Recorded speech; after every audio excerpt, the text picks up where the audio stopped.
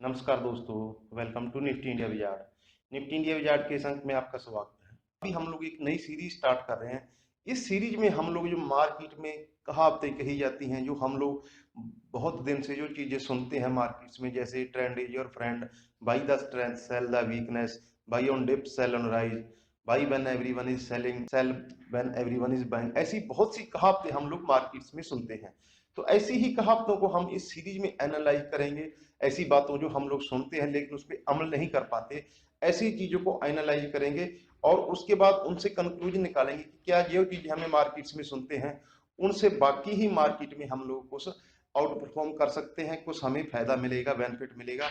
ये ऐसी ही चीजें इस पे चर्चा करेंगे। आज का जो हमारा टॉपिक है वो है दोस्तों, हम लोग अक्सर बात करते हैं, सुनते हैं, जो फंडामेंटल निवेशक हैं कि buy the strength sell the weakness, trend is your friend. ये क्या चीज है और इसको इस्तेमाल करके कैसे हम लोग मार्केट्स को आउट परफॉर्म कर सकते हैं, कैसे इससे स्टॉक सिलेक्शन करके, सेक्टर सिलेक्शन करके हम लोग मार्केट को आउट परफॉर्म कर सकते हैं और इससे बेनिफिट ले सकते हैं। बहुत सिंपल स्ट्रेटजी है दोस्तों, लेकिन अगर हम लोग समझ गए तो इससे हम लोग बहुत बेनिफिट ले सकते हैं। क्योंकि हम लोग रिटेल जो निवेशक होते हैं, हमारी एक सिंपल थ्योरी होती है कि मार्केट से जो स्टॉक 50%, 60% करेक्ट हो गया, 80% करेक्ट हो गया, उसको खरीदते हैं क्योंकि ये मार्केट को आउट परफॉर्म कर सकता है, ज्यादा बढ़ सकता है। लेकिन हिस्टोरिकली ऐसा होता नहीं है। मार्केट को वही स्टॉक आउट परफॉर्म कर रहे हैं जो अभी अपने लाइफ टाइम हाई पे चल रहे हैं।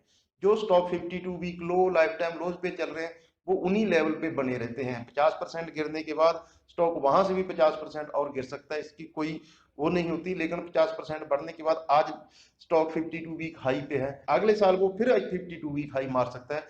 जो चीज स्ट्रेंथ शो करती है वो ऐसे ही ट्रेड करती है। तो इस थ्योरी पे हम लोग चर्चा करेंगे। अब इस जो जो आज के हम लोग एनालिसिस कर रहे हैं, इसमें जो हम लोगों ने बेस चुना है वो चुना है, पिछले साल हमने जनवरी में निफ्टी में हाई लगाए 12,430 के आसपास।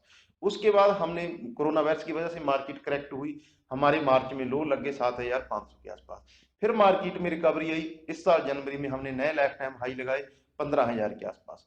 तो इस दौरान क्या हुआ, कौन से सेक्टर ने अंडर परफॉर्म किया, कौन से सेक्टर ने आउट परफॉर्म किया, उसको एनालाइज करेंगे। फिर हम लोग एक कंक्लूजन निकालेंगे कि हम लोग कैसे इस थ्योरी का यूज करके आने वाले समय में अपने लिए मल्टी बैगर चुन सकते हैं। बात करें सेक्टर्स की, तो इस ग्राफ्ट में किन सेक्टर ने लीड किया? ग्राफ्ट में दोस्तों एनबीएफसी, ऑटो, बैंकिंग और पीएसयू। जब हम लोग मार्च में करेक्ट हुए तो ये स्टॉक्स थे, ये सेक्टर थे जिन्होंने मार्केट को ग्राफ्ट में लीड किया। रिकवरी में कौन से सेक्टर लीड किया सब हम लोग जानते हैं दोस्तों, मेटल और फार्मा। इन दो सेक्टर ने मार्केट को आउट परफॉर्म किया, लीड किया मार्केट को, बड़े इसमें गेन हुए इन दोनों सेक्टर में, मेटल में और फार्मा में। मार्च के 7,500 के लो के बाद निफ्टी 110% ऊपरी लेवल पे, निचले लेवल से ऊपरी लेवल तक बढ़ गया, लेकिन मेटल और फार्मा 2 से 3 गुना हो गए ये दोनों इंडेक्स। जबकि ये पिछले बुल रन में इन्होंने बिल्कुल पार्टिसिपेट नहीं किया था, लेकिन इस बुल रन में ये दोनों शेयर लीडर बन के सामने निकले। अब हम बात करेंगे दोस्तों शेयर्स की। जैसे कि हमने चर्चा की कि मेटल और फार्मा के तो सभी शेयरों ने आउट परफॉर्म किया, हम इन शेयरों को रहने देते हैं।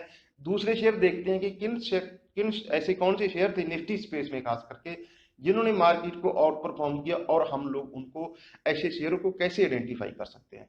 सबसे पहले बात करते हैं दोस्तों अदानी पोर्ट्स की। अदानी पोर्ट्स जब मार्च में हम लोग लो लगा, जनवरी से करेक्शन हुई, तो अदानी पोर्ट्स में भी 200 के लेवल तक अदानी पोर्ट्स फिसल गया था। लेकिन दोस्तों जब मार्केट में रिकवरी स्टार्ट हुई तो निफ्टी ने मार्च में लो लगाने के बाद नवंबर महीने में आते आते अपना फिर से हाई गेन किया, 8 महीने लगे। लेकिन अदानी पोर्ट्स में क्या हुआ दोस्तों, इसने जुलाई आते आते ही अपना पिछला हाई फिर से गेन कर लिया था।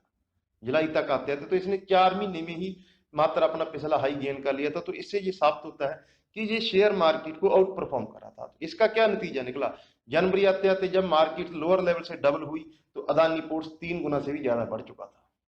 एक एग्जांपल होगी।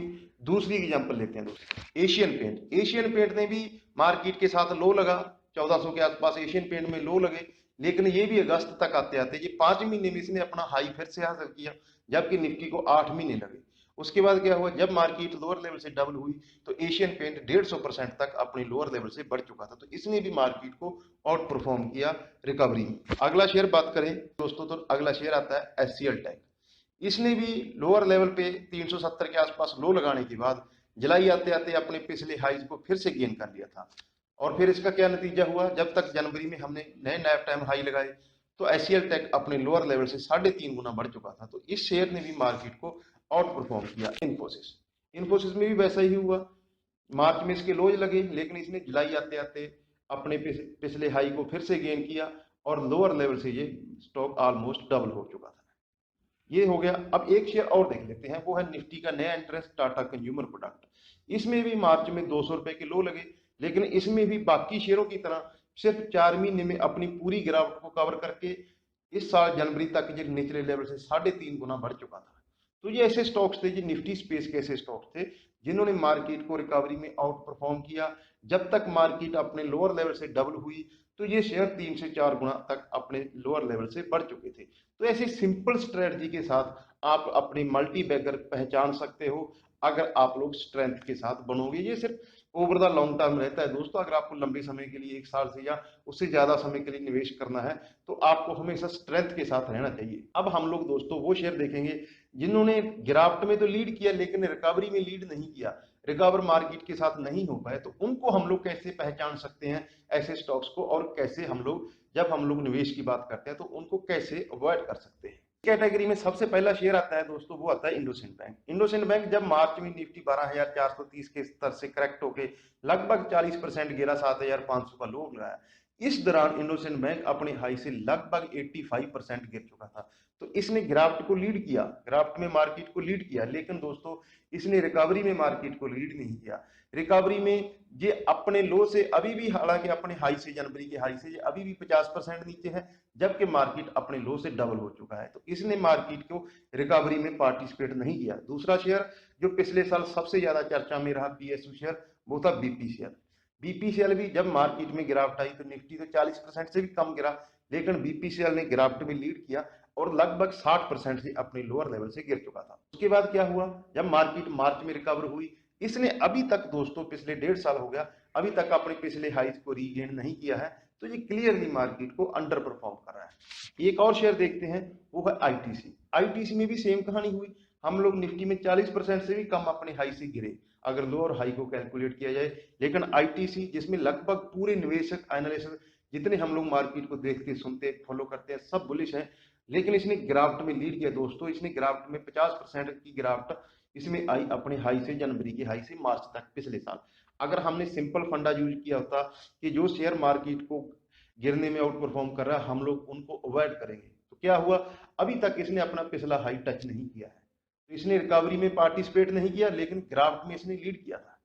एक और स्टॉक, वो भी इंटरेस्टिंग स्टॉक है दोस्तों, वो है एसबीआई लाइफ। अब एसबीआई लाइफ इंश्योरेंस सेक्टर पे इस मार्केट में कोरोना वायरस की वजह से जो गिरावट आई, उससे पहले जितने एनालिस्ट, पूरी मार्केट लगभग एक मत थी कि अगला जो मल्टी बैगर सेक्टर होगा वो होगा इंश्योरेंस। लेकिन इसके साथ रियलिटी में क्या हुआ, रियलिटी में एसबीआई लाइफ मार्केट को इसने गिरावट में लीड किया। निफ्टी जैसा कि हमने कई बार चर्चा कर ली कि हाई से सिर्फ 40% गिरा, ये 50% से भी ज्यादा गिर गया था एसबीआई लाइफ अपने जनवरी के हाई से। रिकवरी में मार्केट ने 8 महीने के अंदर अपने पिछले लाइफ टाइम हाई को फिर से गेन कर लिया था, लेकिन एसबीआई लाइफ अभी इस साल इसने मई में आके अपने पिछले लाइफ टाइम हाई को हासिल किया है। तो हम लोग क्लियरली देख सकते हैं कि जो शेयरों ने मार्केट की गिरावट में लीड किया उन्होंने रिकवरी में पार्टिसिपेट नहीं किया। वो शेयर जो हमने पॉजिटिव साइड डिस्कशन किए उन्होंने गिरावट में दोस्तों पार्टिसिपेट उतना नहीं किया। सभी शेयर गिरावट में निफ्टी से कम गिरे, लेकिन उन्होंने रिकवरी में लीड किया। यहाँ मार्केट निफ्टी की अगर बात करें तो अपने लोअर लेवल से डबल हुई, वो जितने स्टॉक्स थे सभी वो 2 से 3 गुना अपने लोअर लेवल से बढ़ चुके थे। अगर हम इस चीज का कंक्लूजन निकालें तो इसका एक सिंपल कंक्लूजन ये निकलता है दोस्तों कि जब भी हमारी निवेश की बात आती है तो हमें सिर्फ स्ट्रेंथ के साथ रहना चाहिए। जो सेक्टर या स्टॉक स्ट्रेंथ दिखा रहे हैं अगर निवेश की बात है तो हमें उन्हीं में निवेश करना चाहिए। एक बहुत इंटरेस्टिंग सब्जेक्ट आता है दोस्तों फंडामेंटल एनालिसिस जब हम लोग करते हैं, एंटीसिपेशन और पार्टिसिपेशन। हम कभी इस पे वीडियो बनाएंगे, बहुत इंटरेस्टिंग सब्जेक्ट है ये। आप हम लोग रिटेल निवेशक हैं तो हमें हमेशा पार्टिसिपेट करना चाहिए, एंटीसिपेशन से बचना चाहिए। अब इसका थोड़ा समअप कर देते हैं कि एंटीसिपेशन और पार्टिसिपेशन होता क्या है। हम लोग एंटीसिपेट कर रहे हैं कि आईटीसी मार्केट को लीड करेगा, मल्टी बैगर बनेगा, लेकिन जब वो मार्केट को लीड करने लगेगा तब हमें उसमें पार्टिसिपेट करना चाहिए, हमें एंटीसिपेट नहीं करना चाहिए। हमें ये एंटीसिपेट नहीं करना चाहिए था कि इंडोसिंड बैंक 80% गिर चुका है, ये मार्केट को लीड करेगा, नहीं। हमें वो देखना था कि इन्फोसिस तो 30% ही गिरा है, मार्केट तो 40% गिर गई। मार्केट को पिछला हाई हासिल करने में 8 महीने लगे, तो इन्फोसिस तो 4 महीने में पिछला हाई अपना हासिल कर दिया, उसने जुलाई आते आते पिछला हाई हासिल कर दिया, तो हमें स्ट्रेंथ के साथ बने रहना था। तो इस प्रकार इस सिंपल स्ट्रेटजी को अगर आप अपने निवेश में शामिल करोगे दोस्तों, हालांकि इसमें बहुत से फैक्टर होते हैं जिनको हम धीरे धीरे करके कवर करने की कोशिश करेंगे दोस्तों, लेकिन ये एक सिंपल स्ट्रेटजी है।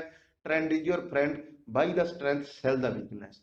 तो इस सिंपल स्ट्रेटजी के साथ अगर आप निवेश करोगे, जो भी आपके सेक्टर या स्टॉक सिलेक्शन है उसको सिलेक्ट करते समय ये सिंपल थ्योरी याद रखोगे, तो आप भी मार्केट को आउट परफॉर्म कर सकते हैं। तो मैं उम्मीद करता हूं दोस्तों, जो हमारी रिसर्च है, जो हमारे एनालिस्ट हैं, उससे आपको आगे निवेश की जो आपकी रणनीति बनाने में मदद मिलेगी। अगर आपको ये हमारी कोशिश अच्छी लगी तो वीडियो को लाइक करें, चैनल को सब्सक्राइब करें, साथ ही बेल आइकन का बटन भी दबाएं, ताकि आगे जब भी हम ऐसी फंडामेंटल कोई वीडियो पोस्ट करें तो आपको उसका अपडेट सबसे पहले मिल सके। अपना और अपनों का ख्याल रखें। नमस्कार दोस्तों।